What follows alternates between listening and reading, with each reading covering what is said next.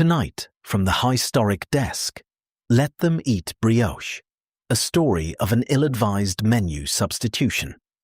One Queen's casual catering suggestion accidentally invents the most weaponized pastry in French history. The flour alone was a catastrophe. At 38 livres per pound, the finest Hungarian pâtisserie blanche required its own line item in the royal budget. The butter, a king's ransom from Normandy, arrived in specially chilled carriages. The sugar, from the groaning plantations of Saint-Domingue, was as white and fine as the Queen's own powdered hair. From these ingredients, the kitchens at Versailles were to produce a miracle: brioche. Enough brioche, Marie Antoinette had decreed after some ill-advised remarks about the Parisian bread riots to pacify the entire Third Estate. One must, she insisted, keep up standards.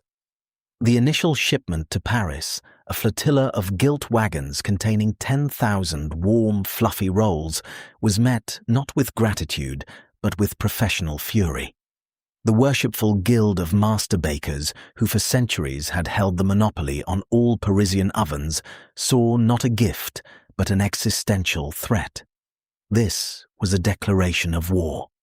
Their leader, the notoriously short-tempered Jean-Luc Robespierre, no relation, just a baker with unfortunate timing and a guillotine-sharp resentment, declared the Queen's offering an insult to the craft. He argued that the royal brioche was underproved, excessively sweet, and structurally unsound.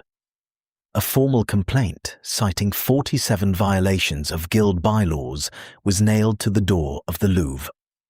The Queen, who considered any complaint from someone not wearing silk a personal affront, doubled down.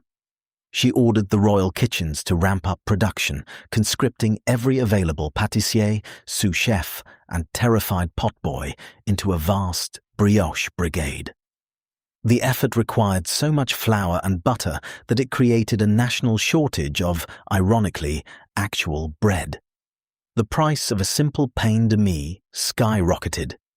Riots broke out, not over a lack of any bread, but over a lack of the right bread. Protesters marched under banners not of liberty, but of sourdough starters. Their chant, "Give us this day our daily bread, and leave the fucking cake to the aristocrats." The whole enterprise collapsed, as it was bound to, at the Bastille.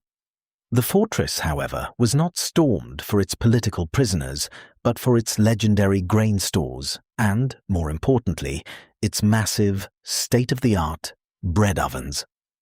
The revolutionaries, led by a coalition of enraged bakers and carbo-loading fishwives, didn't tear it down. They fired it up.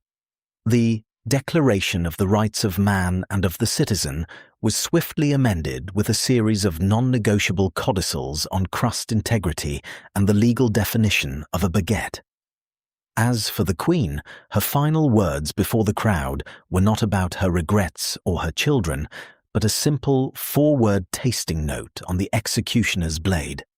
A disappointingly dull finish, filed by Auguste Cordon Bleu Pampeloni for historic. We close there. Anyone who believes they could have got this one more wrong is invited to prove it at historic.com, where a fresh premise is wanted before midnight.